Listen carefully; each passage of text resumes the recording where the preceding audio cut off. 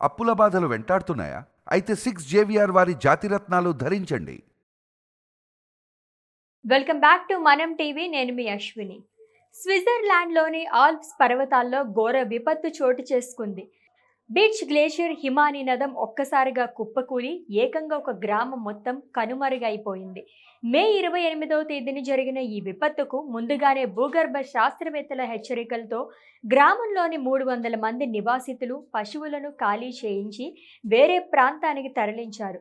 దీంతో ఎటువంటి ప్రాణ నష్టం జరగలేదు.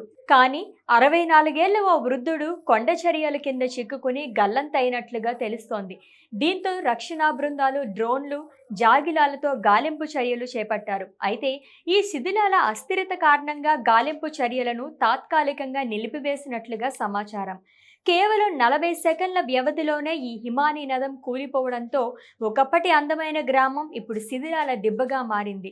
లోమ్జా నదికి అడ్డుకట్టు పడటంతో ఏర్పడిన కృత్రిమ సరస్సు కారణంగా దిగువ ప్రాంతాలకు వరద ముప్పు పొంచి ఉండటంతో సమీపంలోని వైలర్, కిప్పెల్ మున్సిపాలిటీలోని భవనాలను కూడా ముందు జాగ్రత్తగా ఖాళీ చేయించారు అధికారులు.